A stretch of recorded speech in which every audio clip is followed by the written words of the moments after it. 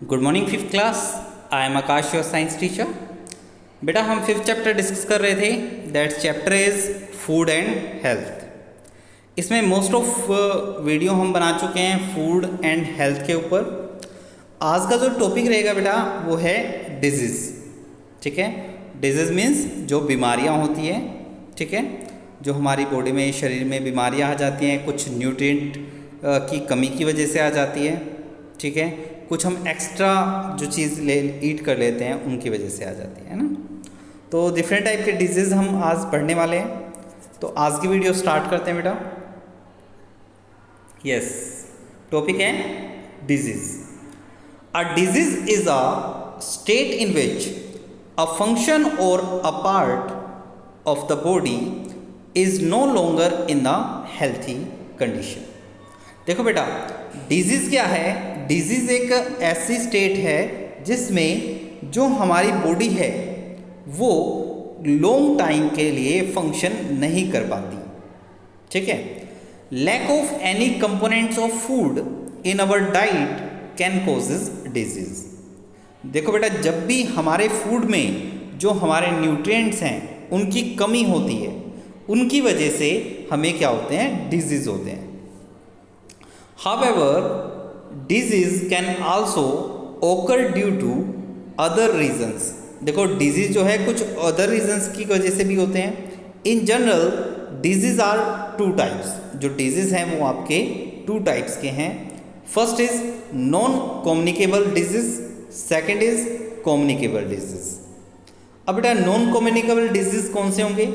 Non communicable disease are those that do not spread from one person to another। देखो, non communicable disease वो disease होते हैं जो एक पर्सन से दूसरे पर्सन को नहीं फैलते। ठीक है, जैसे टच से नहीं फैलेंगे, बोलेंगे तब नहीं फैलेंगे, तो उन डिजीज को हम नॉन कम्युनिकेबल डिजीज कहते हैं। Some of non communicable disease are caused due to deficiency of particular vitamin or minerals. जो बेटा नॉन कम्युनिकेबल डिजीज होते हैं वो हमारे किसकी डेफिशिएंसी की वजह से होते हैं? विटामिन और मिनरल्स की डेफिशिएंसी के कारण होते हैं। These are also called deficiency disease, इसलिए इनको हम डेफिशिएंसी डिजीज भी कहते हैं। Some of deficiency disease are listed in list below. देखो, नीचे टेबल बनाई हुई है, इसमें कुछ डिजीज हैं। देखो, डेफिशिएंसी डिजीज फर्स्ट है बेटा नाइट ब्लाइंडनेस।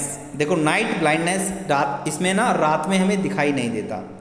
किसकी वजह से होता है? विटामिन ए की कमी की वजह से होता है।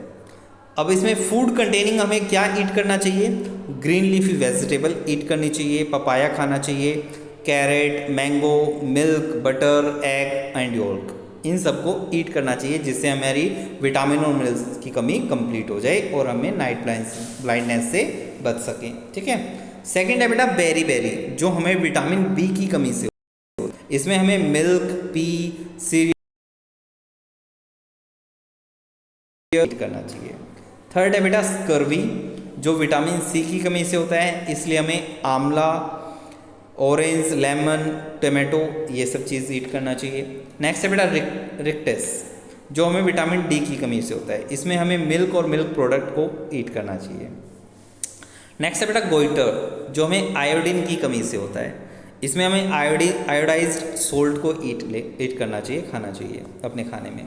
नेक्स्ट है बेटा अनीमिया, जो हमें आयरन की कमी से होता है, इसमें हमने स्पिनिश, एप्पल, गवावा, ब्रिंजल और मीट को ईट करना चाहिए। क्लियर? नेक्स्ट बेटा देखो, ये कुछ एग्जाम्पल थे जो हमारे नॉन कम्युनिकेबल डिजीज के एग्जाम्पल थे।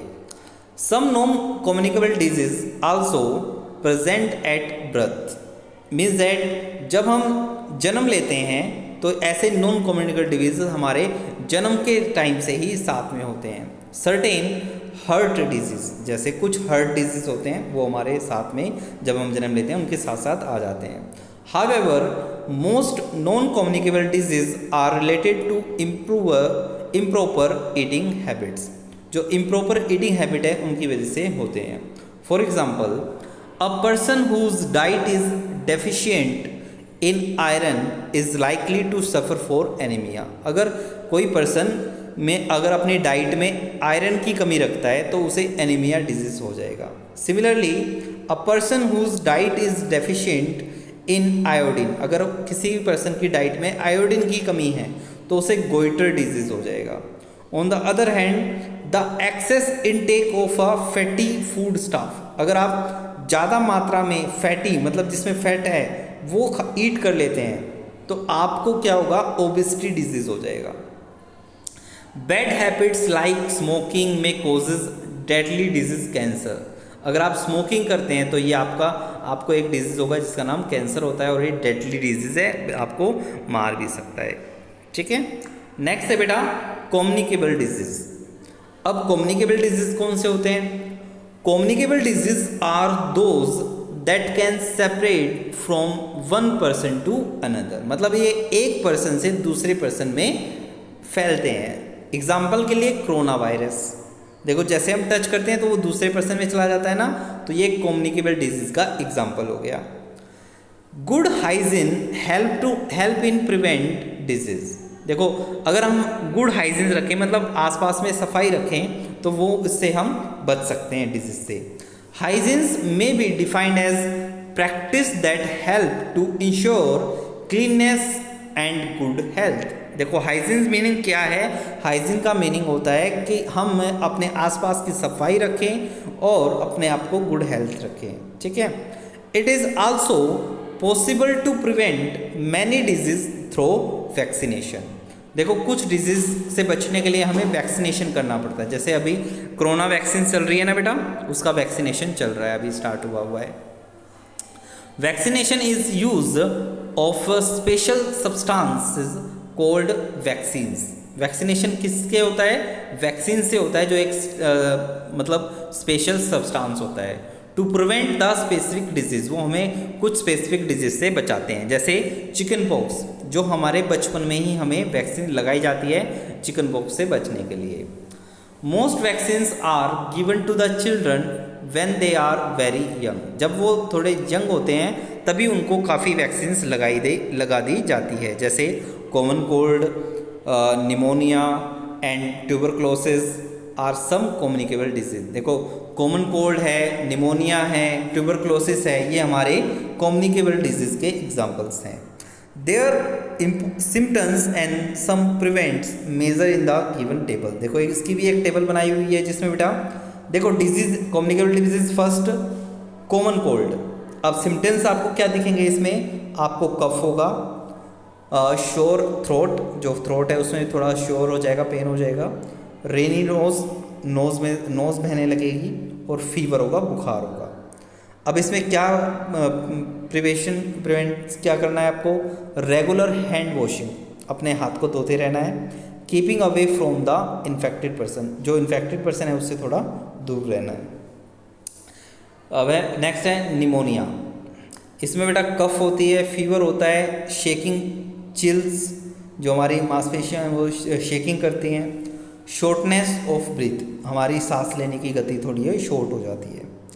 ट्रीटमेंट क्या है? बाय एंटीबायोटिक से हम इसका ट्रीटमेंट करते हैं। ठीक है, नेक्स्ट है ट्यूबरक्लोसिस, इसमें फीवर होता है, चिल्स होती है, नाइट स्वेट्स आता है, रात में पसीना आता है, lose of appetite and weight lose हो जाता है, वीकनेस आती है, कंटिन्यू कफ रहता है और चेस्ट पेन भी रहता है। इसका ट्रीटमेंट भी एंटीबायोटिक से ही होता है। तो यहाँ पर हमारा ये चैप्टर बेटा कंप्लीट होता है। तो आज हमने डिजीज़ के दोनों पार्ट्स कंप्लीट किए, नॉन कम्युनिकेबल वही और कम्युनिकेबल भी। अब इस चैप्टर को अच्छे से आप रीड करेंगे, समझेंगे। ठीक है, और बेटा आप जब भी वीडियो देखते हैं तो कंप्लीट वीडियो देखें। ठीक है, बीच में मत छोड़े, कंप्लीट वीडियो देखनी होती है आपको। और थैंक यू एंड बाय।